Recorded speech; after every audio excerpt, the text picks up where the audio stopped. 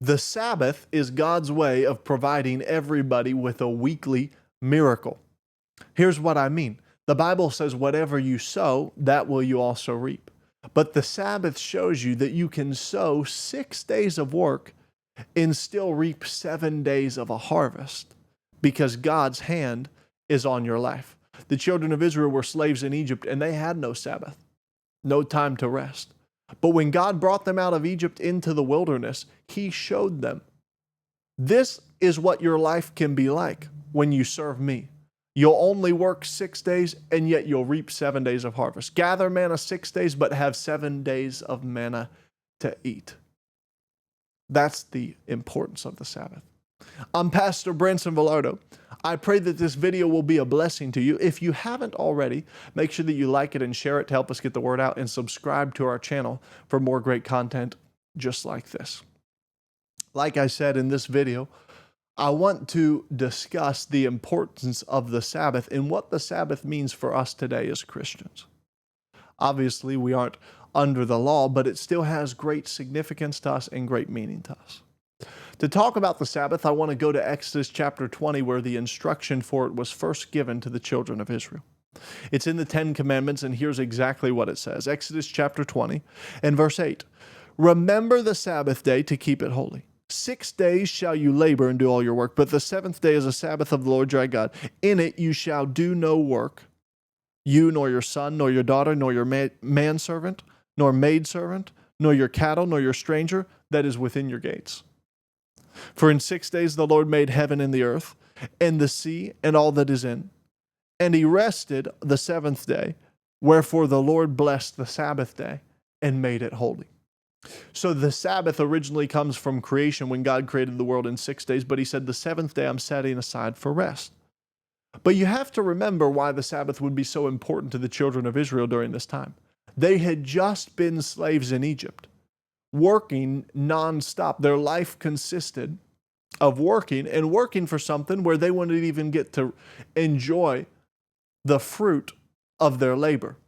So then as God brings them out into the wilderness, he said, I want to reset something on the inside of you. You're not slaves anymore. You're not going to work constantly all the time. I want you to take 1 day a week and I want you to rest. What God was showing the children of Israel was what his hand of supernatural provision and protection could do. Because before, the children of Israel had to work every day, and they worked every day for something that wasn't even theirs. But all of a sudden, God showed them something supernatural. Normally, what you sow is what you're going to reap. But all of a sudden in the wilderness, the children of Israel could sow for 6 days, and they could reap 7 days of a harvest. They were able to gather manna 6 days, but they'd have 7 days of manna to eat. It was God showing his people what his supernatural hand of provision could do, that God could take your efforts and he could multiply them. And that's what the Sabbath reminds us every week.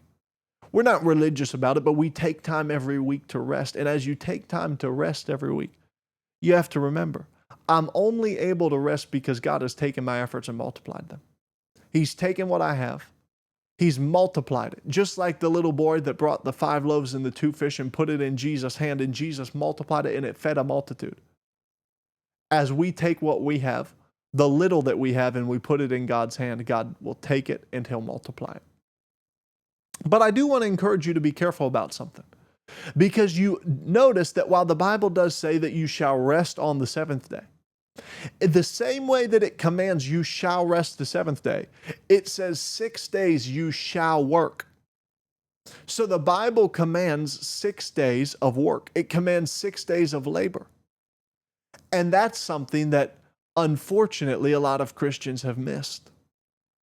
Because oftentimes people are looking for the quickest way to retire or the easiest path of labor that they can find. But that's not what God's instructed us to do. God has actually instructed us to work with all of our might. Whatever you do, do it heartily, as unto the Lord and not unto men. That's what the Bible instructs us to do. And so, as Christians, what does the Sabbath mean to us? Well, it means 2 things. Number 1, it means God supernaturally multiplies our efforts. We're able to work 6 days but eat 7 days. And that's only by the grace of God. But number 2, It means that we should use the other 6 days. It's not a day of rest if every day is a day of rest. And in a sense, it's true that every day is a Sabbath to the believer because we've entered into God's eternal rest. But number 2, it means we should be working very hard the other 6 days to do everything we can to advance God's kingdom. Jesus is coming back soon, and we must do what we can to preach the gospel. He's only waiting so that more people can be saved.